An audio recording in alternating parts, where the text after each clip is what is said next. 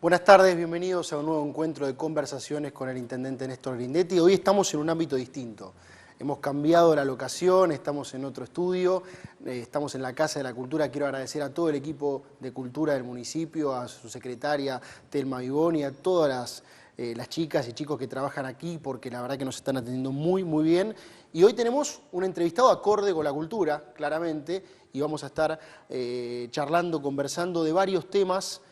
Vamos a dejar un poquito la política y la coyuntura de lado por un ratito nada más y nos vamos a meter en el ámbito de la cultura, vamos a hablar del barrio, de fútbol. Bueno, de fútbol, vamos a hablar también. Estamos hoy con Eduardo Saqueri, que nos acompaña. Néstor, gracias por estar. No, por favor, un gusto, gracias Eduardo y también gracias a todo el equipo que ha estado trabajando para poder reabrir por ahora momentáneamente la Casa de la Cultura, que tanto la queremos y que, bueno, lamentablemente este tiempo estuvo cerrado. Quiero decirles que estamos en vivo a través de las redes del intendente, pero también hemos sumado las redes del municipio, así que Instagram y Facebook del municipio y de nuestro intendente para que puedan seguir esta charla en vivo. Vamos a arrancar hablando de fútbol, que yo sé que les gusta mucho a los dos. Y quiero hablar un poco de esa pasión que despierta el fútbol en los argentinos, independientemente de los equipos, ¿no? Después hablamos un poco del equipo en particular, pero esa pasión que despierta que, por ejemplo, un ídolo popular como Maradona sea ídolo en todo el mundo. Eduardo, ¿qué pensás de esa pasión del fútbol? ¿La compartís con los libros? Y Néstor, vos también con tus otras pasiones, la política por un lado, la fotografía por el otro y también obviamente el fútbol, ¿no? Bueno, en mi caso es como el juego de mi vida. Quiero decir, si hubiéramos nacido en otro país, a lo mejor sería el básquet o sería el hockey sobre hielo, pero nací y en la vereda jugaban al fútbol y mi papá me enseñó a jugar al fútbol y estaba en la radio para escuchar los partidos de Independiente y muy de vez en cuando el televisor blanco y negro para ver jugar a Independiente. Entonces se convirtió en un escenario donde aprendí otro montón de cosas que no son el fútbol. Me parece que lo que tienen los juegos, los deportes es eso, que son una escuela de vida donde traducís un montón de cosas que vienen de afuera. Yo creo que además el pueblo argentino es pasional y el fútbol es pasión. Y además trasciende el propio momento de la cancha, ¿no? Porque el fútbol es ir a un bar con amigos y discutir, es juntarte en familia y bueno, en el caso mío, que para mí un recuerdo imborrable, que es el último partido que mi viejo fue a la cancha, fue con mi hijo y mi viejo, que fue cuando empatamos con Boca y después salimos campeones. Entonces digo, tiene esas cosas que más allá de lo lindo del fútbol, de lo lindo del juego, es esa pasión que además genera una relación entre nosotros, entre todos nosotros, que realmente es una cosa difícil de describir, pero que a mí me emociona, ¿no? Y lo llevo puntualmente al tema Independiente, ¿no? Digo, ambos comparten esa pasión por ese club y que en tu caso, Eduardo, ha despertado infinidad de cuentos, de historias y también, Néstor, infinidad de anécdotas. ¿Eso hace la idiosincrasia de la persona? Yo creo que no soy de los que creen que los de tal club son de tal manera y los de tal otro club son de tal otra manera. Me parece que en todos los clubes hay de todo. Me parece que es un ámbito de diversidad más allá de que cada hinchada reivindique determinada mitología. Pero creo que es eso, creo que es mitología. Me parece que hay gente hermosa en todos los clubes y creo que hay gente complicada en todos los clubes, porque es como un recorte de toda la sociedad. En definitiva, vos hablabas antes, Néstor, de la pasión. Me parece que lo que tiene la elección de un club es una de tus pocas elecciones perpetuas. Claro, Tal vez sea la única. Y en el fondo te va a acompañar toda la vida, a veces porque la heredaste. No sé, Néstor, cómo fue en tu caso. En mi caso fue mi papá del rojo, yo del rojo, mis hijos del rojo. Claro. A veces es selectiva, te enamoraste de un plantel, te enamoraste de una campaña, de un goleador, de un arquero, de una derrota, y ahí seguiste. Pero yo creo que una vez que has elegido, y vas a estar toda la vida con ese amor y esa camiseta. O sea, es que la anécdota es que yo tengo 65 y 60 años de socio Independiente, ¿no? Entonces contaba a mi viejo, que yo mucho no le creía, que dice que a los 5 años me llevó por primera vez a la pileta, porque para eso me hizo socio, y dice que en esa época Independiente no tenía camping, entonces en la pileta podías tomar sol en la cancha, te dejaban entrar a la cancha en verano. Entonces dice mi viejo que un día no nos dejaban entrar porque había un partido, entonces me dijo, vení, vamos a ver. Y jugaban la tercera de Boca y Independiente. Y dice él que me dijo elegir color. No da para creer. Y como contrapartida de eso, tiene un tío mío fanático de Lanús que intentó toda su vida hacerme de Lanús. Club al que quiero mucho, obviamente, que soy socio vitalicio también, que mis hijos fueron a la colonia, que hicimos innumerables fiestas, pero hincha. A mí me dice, ¿usted es hincha de Lanús? No, yo soy hincha de Independiente. Después simpatizo con Lanús, salvo que juegue contra Independiente, como va a ocurrir pasado mañana. Pero yo lo que creo es que es una cosa, por eso digo, es muy difícil de explicar. Y yo, como decís vos, ningún club tiene una característica objetiva distinto de otro. Ahora, a mí me gusta, desde mi subjetividad, meterles una característica.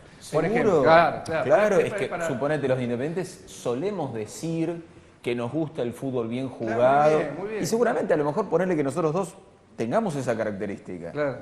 Pero también hemos gritado goles en partidos impresentables. Sí, seguro. Escúchame, ese partido que vos decías, Néstor, el 1-1 con Boca con gol de Pusineri. Sí. Jugamos horrible, merecimos perder por 5 goles y gritamos ese gol como claro. si se nos fuera la vida. No, bueno, pero así hubo mucho. Pero a nosotros nos gusta el Claro. fútbol de paladar negro y en el otro extremo el Estudiante de La Plata de Subeldía o el Boca de toda la vida tienen otro paladar. Sí, aunque el Estudiantes del 82 con Troviani, Isabel y compañía tenía un fútbol exquisito también, Claro. que padecimos como los de Independiente, pero bueno. Siempre lo padecimos Estudiantes. Siempre. Vos sos más chico que yo, pero yo lo padecí, era chico, en el 68, 69.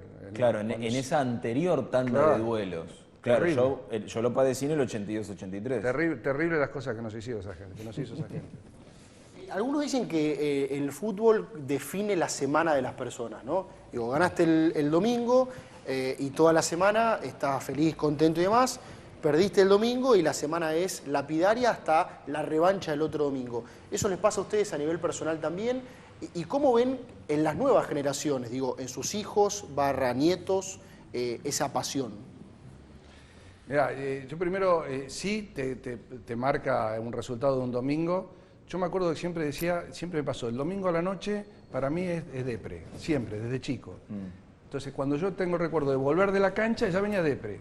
Ahora, si habíamos perdido con Racing era para condicionarte toda la semana, ¿no? Eso a mí me parece, cuando te levantás al otro día y a la noche perdió Independiente, te levantás medio mal, no te levantás igual.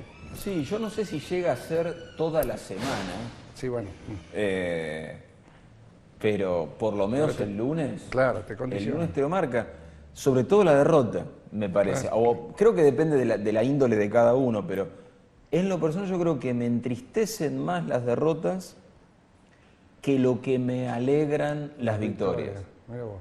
Me parece que me pasa eso, lo cual es un pésimo negocio. Pero creo que tiene que ver con mi... Sobre todo en las épocas de Independiente que estamos viviendo. En otro momento hubiese sido distinto.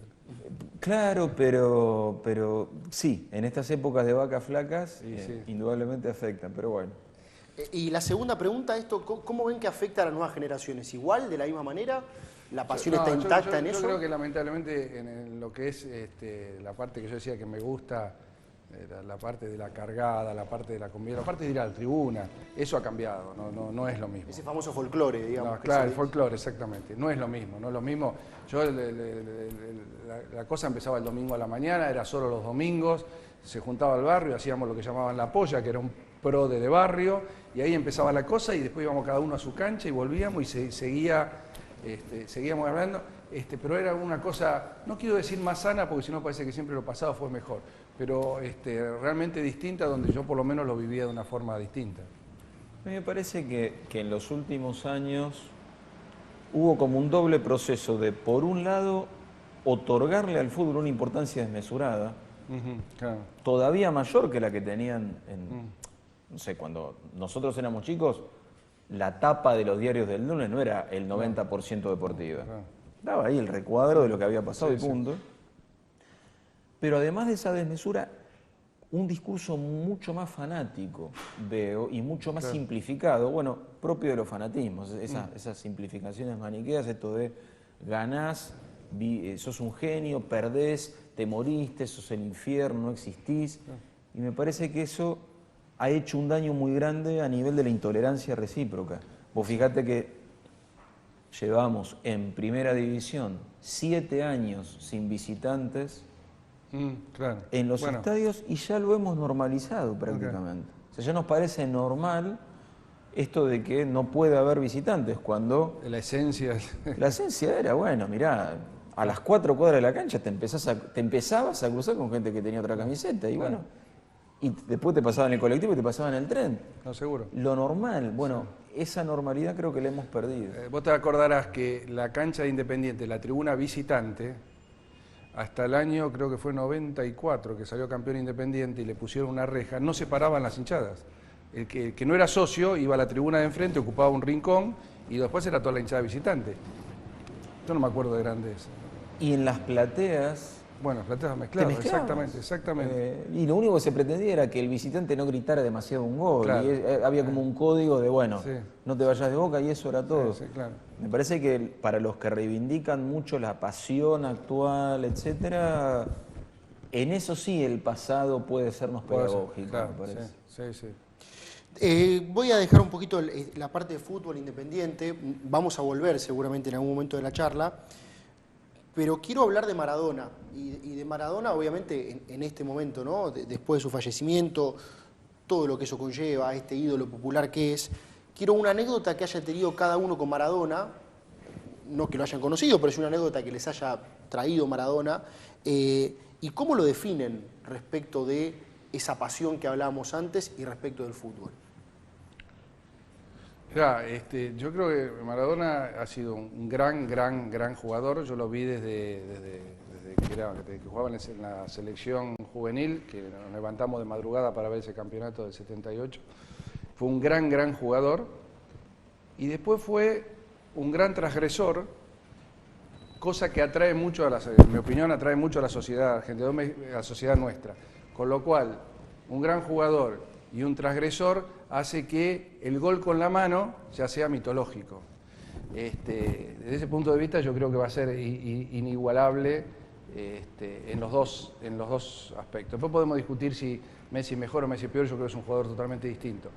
Pero, y la anécdota es que va a sonar increíble, pero viste que todo el mundo te habla de que hay determinados goles lo vio todo el mundo. Bueno, yo el gol de Maradona no lo vi en directo, porque estaba manejando en la Ruta 9, abajo de la lluvia, como estaba viniendo, que habíamos ido con la familia a Pujato y cerca de Rosario, así que éramos un camionero y yo tocando bocina, así que yo no vi el gol, no vi en directo el gol, que después vi 400.000 veces, ¿no? Mirá vos qué fuerte eso. Sí. Mira, la anécdota que elijo, pero estaba pensando en esto de Maradona símbolo y Maradona representante de algo más profundo a lo que vos aludías, Néstor. Yo tengo un hermano mayor que es hincha de River. Y muerto, una vez que murió mi papá, que yo era chico, me llevó mucho a ver a River. Él era socio de River, me llevaba. Lo cual a mí también me gustaba, porque ver fútbol en la cancha siempre me ha apasionado. Y en el 81 me tocó ver a Maradona jugando en Boca, preparándose para salir campeón con Boca en la cancha de River. Y me acuerdo de los cantitos agresivos de River hacia Maradona en ese año. Claro, tu clásico rival trajo a la estrella de Argentinos Juniors, está por salir campeón, los de River hinchan por Ferro y trataron de volverlo loco todo el partido a Maradona con eso. Pero quiero decir, es una anécdota que a mí me gusta recuperar de cuando Maradona no era un símbolo generalizado, que creo que se convirtió en eso en el Mundial 86. Claro.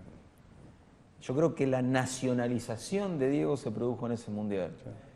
Me parece que sí por el gol con la mano, pero también por el otro gol. Claro, por eso las dos cosas. Y por una selección por la que nadie daba 2 pesos y que terminó saliendo campeona sólidamente y jugando muy buen fútbol.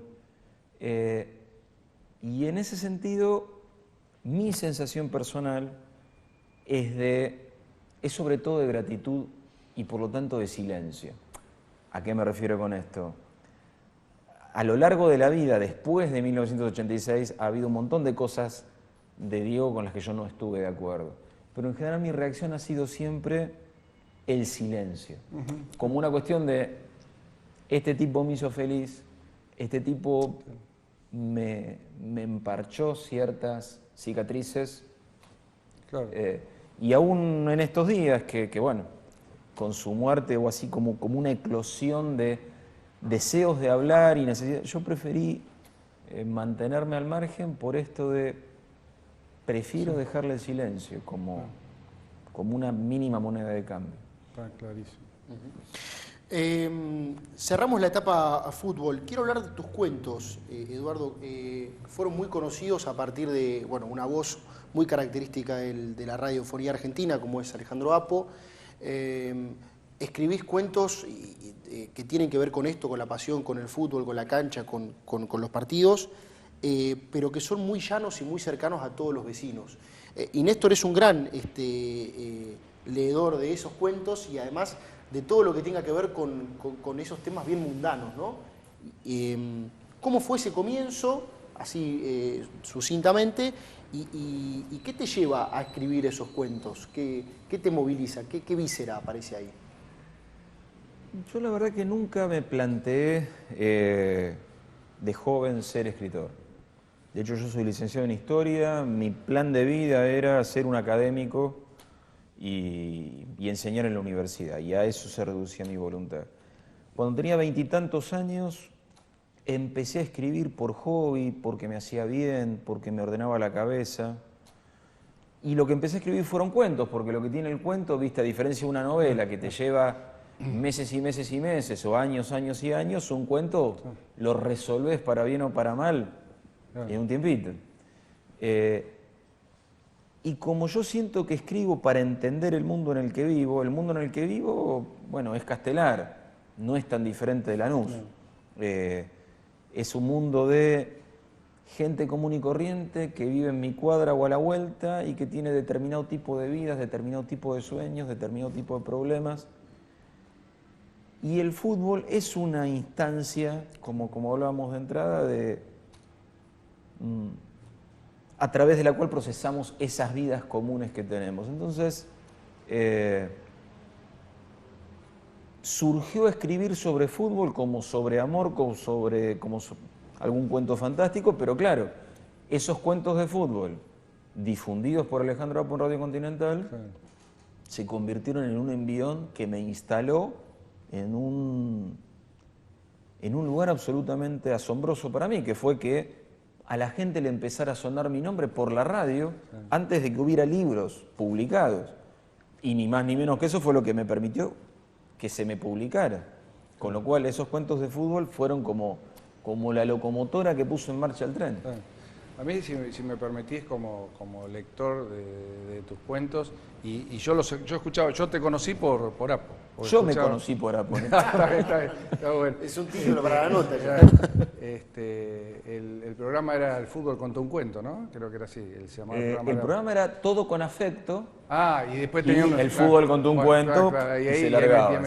Contaba cuentos, leía cuentos tuyos y de Fontana Rosa. Pero yo lo creo que vos lográs por lo menos a mí, que como decía Fabi recién, yo soy muy barriero, yo extraño mucho el sentir del barrio de nuestra época de más pibes, o de pibes, pero vos lográs transmitir algunas cosas que realmente llegan muy al fondo, por lo menos de gente que piense como yo respecto de lo que es la vida en un barrio y las relaciones interpersonales. Para mí tenés dos que son impecables, que no sé si son cuentos tampoco, pero que es Independiente, mi viejo y yo, y lo que le escribiste a Pastoriza. Como Pastoriza era mi ídolo, eso, aparte ¿viste? Lo representás también, o cuando contás que eras muy chiquito, lo del triunfo del 78, lo contás se te trasluce en las palabras tuyas un sentimiento que, digo, es muy difícil para los que no escribimos bien transmitirlo. Y vos me parece que lográs eso. Es como leer un cuento de eso, es casi como ver una película muy bien actuada, digamos. No sé si rindo la idea, ¿no? La verdad, esto que te decía recién, antes de empezar esta charla, que es el que vos relatás en el cuento Lo raro vino después, que es donde tenía la canchita de fútbol. Como los campitos donde jugábamos. El mismo, nosotros le decíamos el potrero, pero también había que saltar una tapia para entrar, y también había gente más grande que nos fajaba, porque llegó la hora nuestra. Es igual. Digo, Castelar y Lanús, en ese sentido, bueno, eso vos lo transmitís realmente espectacular, por lo menos para mí. Bueno, recién ya abrieron el próximo tópico, ¿no?, de esta charla. Los invito a tomar agua si quieren mientras yo te hago la intro. Hablábamos de fútbol y ustedes hablaron de Castelar y Lanús. En este caso me meto un poquito más adentro de Lanús, en Villa Atlántida. ¿Cómo es Villa Atlántida? ¿Cómo es Castelar?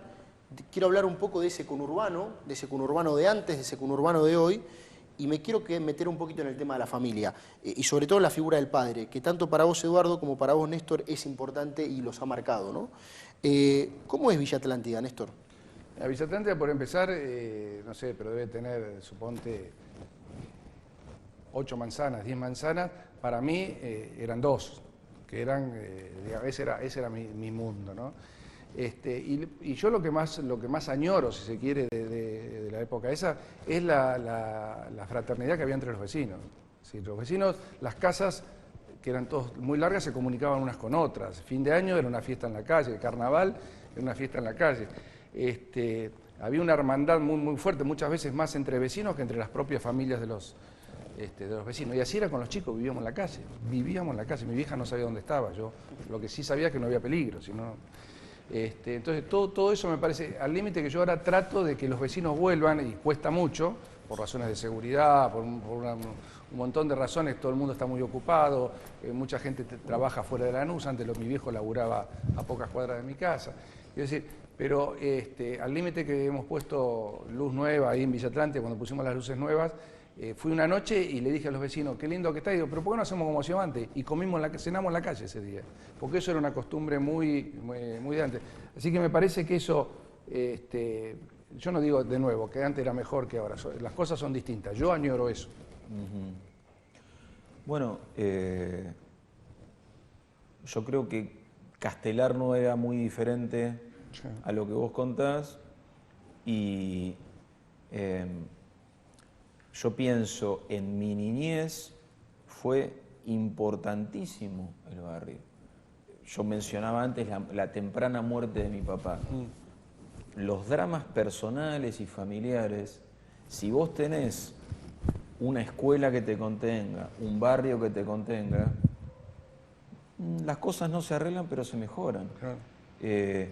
Y eso que vos decís de que tu vieja no tuviera ni idea de dónde vos estabas, realmente eso sí yo lo extraño mucho, y sí me permito pensar que es una pérdida. El Gran Buenos Aires se ha convertido en un lugar de cerrar la puerta cuanto antes. Claro. No solo no estamos en la calle, escapamos de la calle, porque la calle es un lugar peligroso.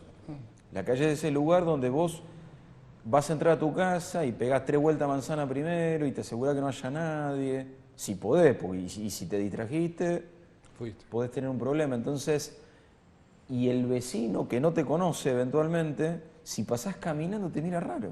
Claro. Porque dice, este me puso. Claro. Yo siento que esa es una gran derrota, que tiene que ver también con, en aquel Gran Buenos Aires, era un Buenos Aires que trabajaba, que intentaba progresar y que pensaba que mañana iba a ser mejor que hoy. Y yo creo que la destrucción de ese sueño tiene mucho que ver en nuevas generaciones que rifan el futuro, pero porque no hay. o porque no creen que haya. Y eso me parece que nos daña a todos. Sí, sí. La verdad que yo te digo, el tema de esa paz, de esa tranquilidad que trasuntaba el barrio, porque la vida del barrio se daba fundamentalmente en la calle. La calle era el lugar de todos nosotros. Hoy la calle no es de nadie, a veces de los chorros, que eso es un problema complicado. Pero el lugar era el lugar donde un vecino tomaba mate con otro, donde los pibes jugábamos al fútbol, donde nos peleábamos. Y esto que te decía que mi vieja no sabía dónde estaba, la forma de llamarnos era, la vieja de uno salía a la calle, pegaba un grito, hasta que alguien te avisaba, che, te estaba buscando tu vieja, andaba a aparecer. Pero nada más, no había otra cosa. Así que eso me parece que añoro y me parece que si pudiéramos volver un poquito a eso, estaríamos un poco mejor. Hablaron de los padres, ¿no? Néstor, tu viejo colombófilo. Mi viejo era colombófilo. Contanos un poco qué es eso. Mi viejo tenía palomas mensajeras, entonces corría carreras con las palomas mensajeras, la tenía en la terraza de la casa, vivía peleando con mi vieja porque los domingos... y debía haber, en algún momento sí, pero seguro más de 50, no sé cuántas, pero debe haber llegado a 100 en algún momento. Tiene un palomar enorme. Mi viejo sabía mucho de palomas, era un tipo muy referenciado. Nunca salió campeón porque no tenía soldi, porque el tema de las palomas más famosas mensajeras de raza son belgas. Mira. Entonces los que tenían alguna guita compraban o palomas belgas o descendientes de palomas belgas. Y mi viejo las criaba él. Pero hasta hace poco, yo tuve mirá, mi viejo ya falleció hace como 6, 7 años y había 4, digamos que hace 10, 12 años que mi viejo no, entre que falleció y que antes no competía. Pero el otro día, viendo la gente de la Sociedad Colombófila, un tipo me dijo, tengo palomas que son descendientes de tu viejo. Mirá vos. Campeón, así que sí.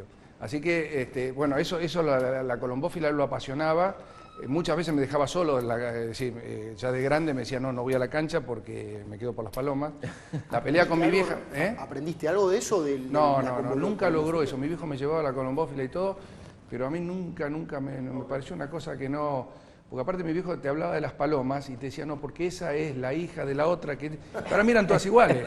Las palomas, viste, la buena vez decís más bobo que una paloma no puede ser, pero... Sí, la paloma no es un animal que uno le otorgue demasiadas cualidades, así que vos digas, qué belleza, pero claro, se ve que para el que conocía, sí. Bueno, lo que sí, a partir de lo que él me contaba, alguna vez intenté leer, porque no está muy claro por qué la paloma se orienta. No es una cosa que se tenga muy... no está... No está bien determinado, porque lo que hace el colombófilo, la cría, de chiquitita la va soltando, la paloma se aquerencia a ese palomar y después la podés mandar a 1000 kilómetros que vuelve. Siempre vuelve al palomar de donde es decir, se la llevan en camiones y vuelven volando. Y no se sabe bien por qué es. Y la verdad que es una cosa interesantísima. Bueno, la guerra la usaban para pasarse mensajes, así que, pero mi viejo era un apasionado, un gran laburante, tornero, pero todo el tiempo libre que tenía se lo dedicaba a las palomas, por eso vivía discutiendo con mi vieja. Mi vieja hacía los ravioles y puteaba porque el otro estaba arriba esperando que llegaran las palomas, ¿no? Y también, Eduardo, lo recordás mucho en tus cuentos, en tus libros. ¿Cómo era tu viejo? Mirá, mi papá era odontólogo y era un papá muy presente para aquella época. Quiero decir, mientras los papás de mis amigos eran más el modelo clásico de aquel tiempo, del tipo que volvía del laburo y no quería que lo molestaran demasiado. Mi papá era muy de escucharte, de contarte, de jugar con vos. Y recuerdo mucho que me permitiera acompañarlo a trabajar. Como él tenía un consultorio en Capital y otro consultorio en Zona Norte, en Bécar, que me llevaran en el tren, no teníamos auto, pero que me llevaran en el tren y en el subte y salir a pasar. Las pocas veces que fuimos a la cancha, no fuimos a la cancha Independiente, fíjate, porque bueno, Avellaneda nos quedaba lejos, realmente lejos. Yo conocí a Independiente en persona en Vélez y en Ferro, es decir, en Liniers o en Caballito, porque eran estaciones de mi propio ferrocarril. pero lo que mejor me dejó, creo, es esta paciencia hacia el mundo de los chicos, esta paciencia hacia la curiosidad de un chico que traté de ejercitar con mis propios hijos y como docente también, esto de, tenés ganas de preguntarme, preguntame. Y si no lo sé, te diré que no sé, pero vamos a tratar de averiguar.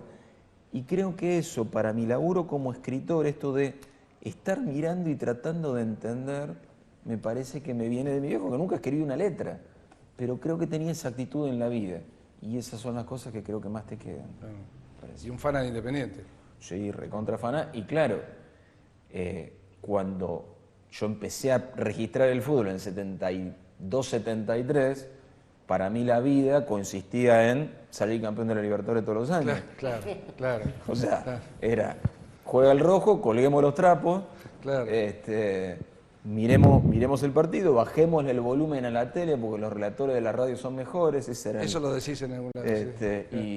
Y miremos ganar Independiente. Claro.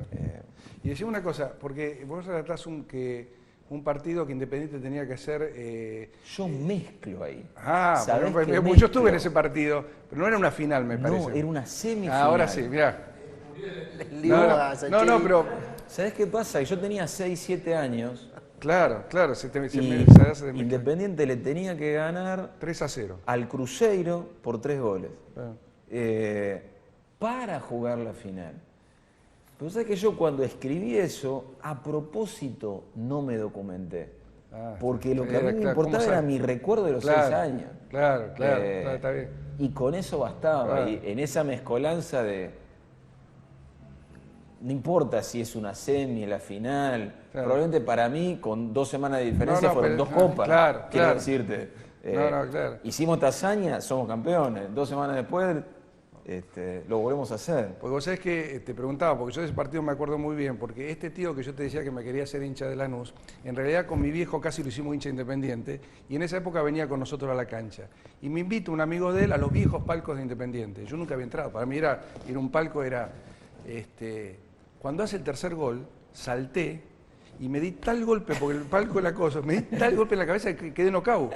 Quedé por un momento que ahí entendí lo que es ser knockout, pero me lo di así contra el techo, era muy bajito. Mirá. Por eso me acordaba, yo decía, pero no era una final. No, Claro, era una semi. mirá Era vos. una semi.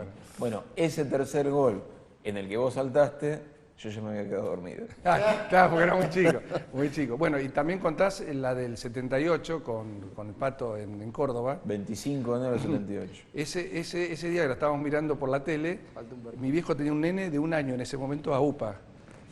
Y cuando gritamos el gol, el 2-2, todos gritamos, nos abrazamos, qué sé yo, y de pronto que sí, Facundo.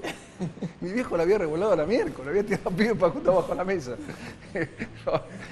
Pero ese fue un partido glorioso. Yo creo que, el tipo que estuvo en la cancha ese día tiene que haber sido una cosa impresionante. Verlo al Pato, saltando, una cosa...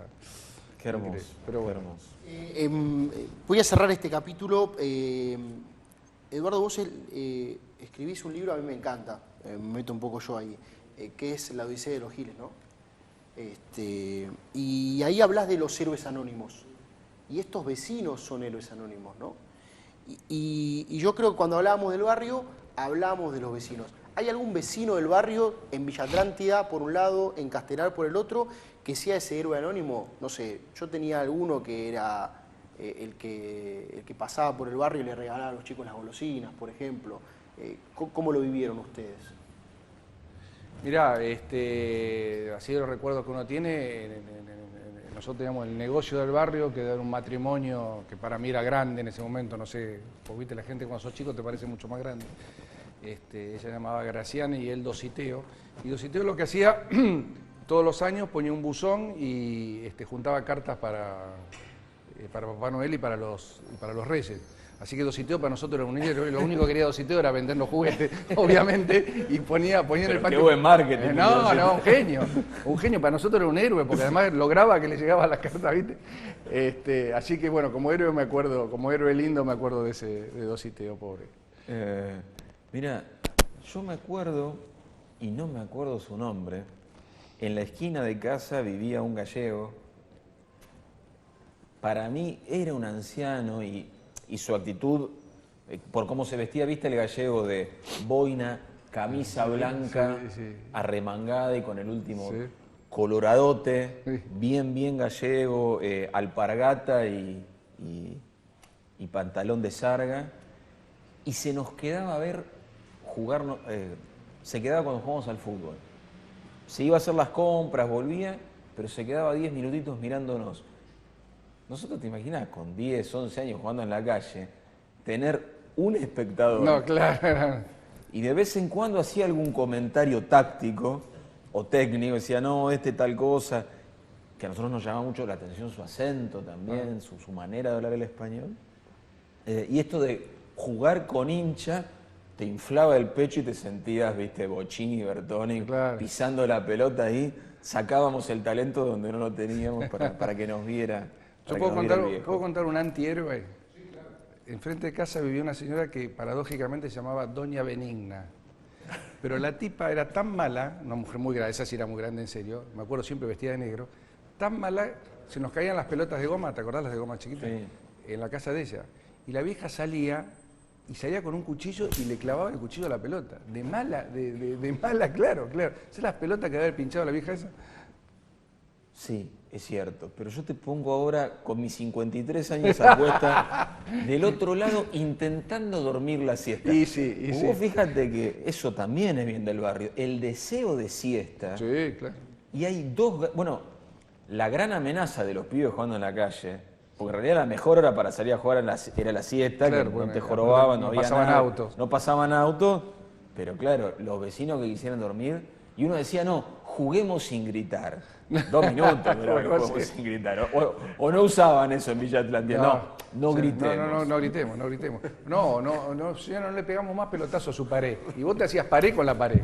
Obviamente, te la devolvía mucho mejor que tus compañeros. Claro. Bueno, cierro el barrio, aunque hay para hablar mil anécdotas, ¿no? Me meto en la educación y ya con esto vamos empezando a orillar el cierre. Eduardo, bueno, vos sos docente, profesor de historia, licenciado, mejor dicho, en historia, docente escuela secundaria también. ¿Cómo es ese encuentro con los chicos de esta generación? Y te sumo a Néstor también. Te he escuchado decir en alguna oportunidad que la educación es el valor que hace rico a una nación, ¿no? Que no es ni el dinero, ni los metales preciosos, ni cuántas guerras ganó una nación, sino que es la educación y cómo esa nación crece. Quiero meterme en ese tema. ¿Qué pensás, Eduardo? Bueno, mirá, coincido con eso que dice Néstor y por eso soy profesor. Y por eso cuando mi carrera literaria empezó a crecer como para vivir de eso y empecé a renunciar a mis clases, renuncié a las de la universidad y no renuncié a las de la escuela, a la escuela secundaria, porque me parece que es un ámbito donde es aún más necesario enseñar y que los chicos aprendan. Y en general me molesta bastante lo que siento como una fuerte hipocresía en nuestra sociedad, Néstor, que es, al momento de opinar, todos decimos que nos importa la educación, pero al momento de demostrarlo, siento que a veces institucionalmente, sindicalmente, a veces familiarmente, no hay ese acompañamiento al valor que decimos. Y todo esto que vinimos hablando del barrio, de las familias, detrás de ese mundo había un sustento educativo enorme. El sistema educativo era otro lugar donde te encontrabas con un montón de gente distinta a vos. Mientras te educabas y te preparabas para un futuro más sólido, la dichosa idea del progreso en la que nos criamos. Nuestros viejos y nuestros abuelos apostaron a que nos educáramos para que llegáramos un poquito más allá que ellos. Y eso me parece que es algo a lo que no debemos renunciar. Aunque, insisto, haya ocasiones o situaciones en las que uno vea que la prédica es una cosa y la práctica sea otra. Sí, yo mira, coincido 100% con lo que hace referencia a Fabi, es que yo en algunas charlas lo que sostengo es, porque yo me tomé el trabajo de hacer una correlación, no matemática profunda, pero entre desarrollo sustentable de los países y la educación. Y los mejores sistemas educativos lo tienen los países nórdicos, que son los que más socialmente y económicamente son sustentables. Para mí el problema radica en la dirigencia, que como la educación es un tema de muy largo plazo, es estratégico realmente, y nosotros vivimos la coyuntura, nadie le da bola porque total el efecto... Sí, el fruto lo cosecharán. Claro, otros. Yo me di gusto, este año nosotros vamos a lanzar el primer escuela municipal, que va a ser bilingüe, y va a ser en un nivel que estoy pretendiendo que sea de excelencia, y yo los pibes que empiecen este año, que va a ser primer grado, lo más probable es que cuando vayan a la sociedad yo no esté. Bueno, pero me parece que si todos miráramos la educación desde ese punto de vista, por lo menos tendríamos la alternativa que dentro de 30 años podría ser una sociedad más educada por lo pronto, ¿no? Y tomando educación como una cosa comprensiva, no solo matemática. Sí, volver a hacerlo, me permito decir. Claro, bueno, volver a hacerlo. Por eso decía, en nuestra niñez, el sistema educativo argentino era enormemente sólido y enormemente inclusivo. Claro. Y lo perdimos, lo rompimos. Totalmente.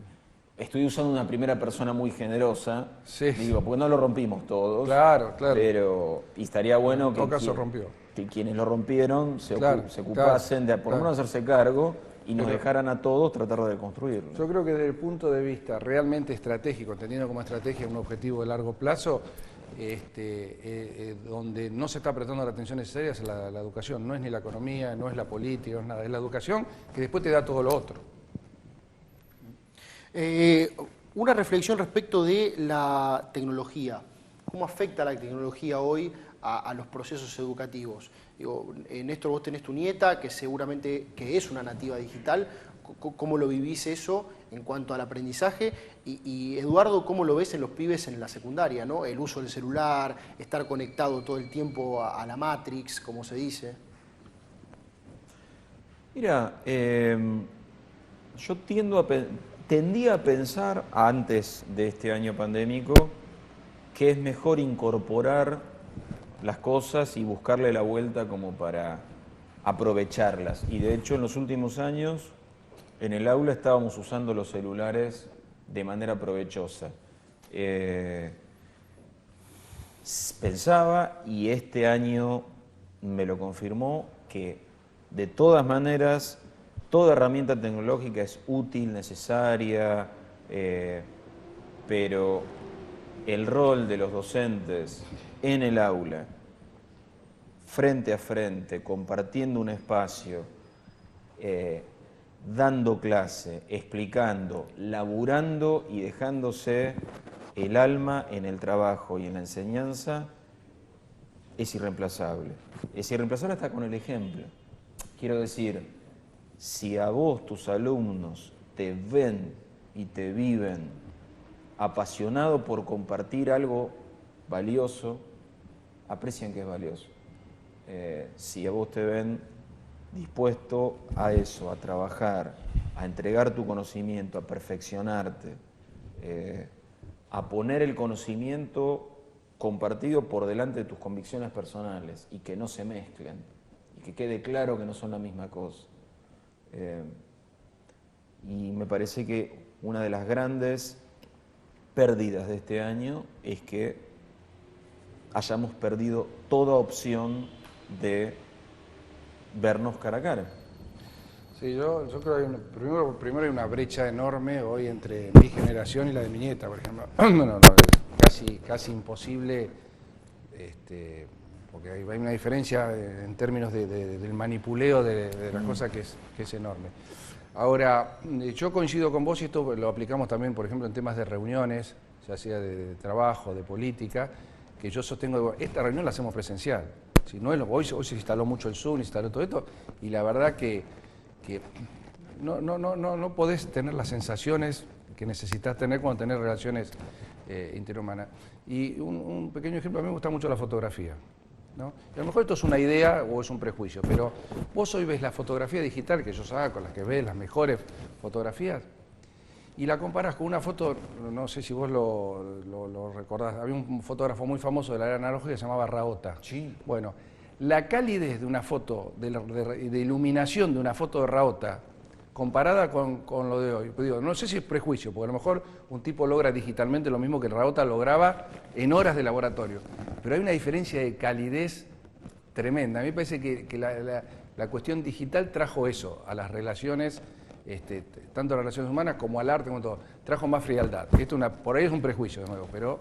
No, coincido, creo, y eso no es negar la versatilidad que te ofrece. No, por supuesto, no. Pero tampoco es solo una maravilla. No, claro. Bueno, vamos al cierre de la charla. La verdad que estuvo súper interesante y me quedaría hablando horas, sobre todo de los temas de fútbol, del barrio, donde hay muchas anécdotas para ir conociendo. Pero quiero meterme en el ping-pong que hacemos con todos los invitados. Lo hemos hecho en su momento con Carlitos Melconian, lo seguimos con el ex canciller Forí y en esta tercera entrega con el escritor Eduardo Sacheri. Ustedes van a ver en la pantalla 4 fotos y nos tienen que decir qué piensan de esas fotos, o sea, qué les inspira esa foto, en una frase, en una palabra, en una anécdota cortita, lo que ustedes quieran contar. Los que nos están siguiendo a través de las redes lo van a ver también en las redes, ¿no? ¿No es así? Sí, digo bien. Empezamos con la primera. Aparece el escudo de Racing. ¿Qué les viene a la mente cuando ven a Racing? Y es el rival al que más le querés ganar, pero desde el respeto. A mí no me enseñaron a odiar a mis rivales. Mi papá me enseñó a querer ganarles. No sé qué dirá el intendente, a ver. No, yo no puedo ser tan respetuoso. Yo sabía. Claro, Sabía que iba a ser difícil. No, pero usted tiene una imagen pública que defender. No, yo lo único que puedo decir es, por ejemplo, ahora que Racing vive un buen momento, que nosotros somos un papá orgulloso de tener un hijo de esta característica. Yo no sé por qué me presto a estas cosas, pero bueno, en algún momento voy a aprender. Bien, pasamos a la próxima. Aparece Leo Messi. Admiración absoluta, man.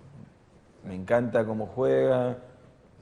Viste que los asados se dividen entre los que defienden a Messi, lo valoran, yo soy de esos, y los que están todo el tiempo viendo lo que no logró. Yo prefiero disfrutarlo porque aparte no me queda tanto tiempo de Messi. Claro, exacto. Yo lo quiero disfrutar. Exactamente. Y todavía me guardo una fichita para Qatar. La última fichita. La última fichita, falta. Néstor. Yo creo que es un jugador obviamente distinto, que tiene la virtud de ser muy habilidoso, de una velocidad y llevar la pelota en los pies como nunca se la vi llevar a esa velocidad a nadie. Y que además juega en equipos. Es decir, no es un gran habilidoso, bueno, como decíamos, no quiero entrar en la comparación Maradona, pero Maradona era un gran habilidoso del fútbol. Él solo hacía, este muchacho además juega mucho en equipo. Es cierto que estuvo muy bien rodeado, pero es un virtuoso. Vamos con la tercera. Gente con barbijo. ¿Qué les viene a la cabeza? Y bueno, este año 2020 va a tener ese símbolo, va a quedar marcado como el año del virus, el año del barbijo. Creo que es una buena gráfica al final del día, qué endeble que es el ser humano. Que vino un bichito invisible a hacer lo que casi... hoy escuchaba que los muertos en Estados Unidos tiene una cantidad, bueno, lo comparaban con un momento de la guerra, de la Segunda Guerra, que son más ahora. Digo, este bichito hizo más de lo que pudieron hacer las armas en ese momento. Es decir, una cosa que va a quedar en la memoria nuestra desde ya y de los pibitos chiquititos hoy, ¿no? Para siempre. Sí. Quedará como un símbolo lo de los barbijos. Yo te escuchaba, Néstor, y pensaba en lo de la fragilidad y agregaría, para mí, el gran balance que quedará, pero no para hacer ahora, sino que creo que cada uno hará en el futuro, será qué hizo en relación al miedo. Yo creo que la memoria de cada quien se construirá en eso, ¿sí? ¿Qué lugar le dio al miedo propio, al miedo por los seres queridos, al miedo por la sociedad, a si fue un miedo que lo paralizó, fue un miedo que negó. Me parece que redefinió nuestro vínculo con el miedo con mayúscula. Mirá, yo el otro día lo asociaba, yo me acuerdo lo que mi nona, eran italianos, valorizaba la comida. Tirar un cacho de comida era pecado. ¿Por qué? Porque se murieron de hambre en la guerra. Bueno, la gente que de esto le va a servir justamente para valorar otras cosas a través del miedo que tuvo en este periodo, ya sea el miedo a enfermarse, el miedo a quedarse sin trabajo, digamos, varios miedos. Vamos con la última y vemos ahí una pila de libros y algunos que están abiertos. Bueno, tu ámbito. Mirá, acepto lo de mi ámbito, pero porque para mí es más lindo leer que escribir. Me encanta escribir, pero sobre todo me encanta leer. Para mí escribir es como una continuación de leer. Si me prohibieran una de las dos cosas, dijeran, no, Sacheri, no puedes hacer más esto, prohibíme escribir, pero no me prohíbas leer. Porque siento que cada vez que lees un libro nuevo vivís una vida más. Y vivís tantas vidas como libros hayas leído. A mí me gusta mucho también leer, mucho. Me preocupa que tengo una capacidad de concentración bastante menor a la que tenía 20 años atrás y me cuesta, veo que soy más lento para leer, pero me parece que sin leer un libro, sin leer un diario, casi no se puede vivir, digamos, ¿no? Eduardo, Eduardo, gracias. Gracias por acompañarnos. Hemos cerrado un nuevo encuentro de Ciclo Conversaciones. ¿La pasaron bien? Sí, muy bien. Bueno, muchísimas gracias a todos. Gracias a todos los vecinos que nos acompañaron a través de las redes, tanto del municipio como de nuestro intendente. Y obviamente en el 2021, esperemos que sin pandemia mediante, vamos a estar nuevamente encontrándonos con otros encuentros de conversaciones. Muchas gracias.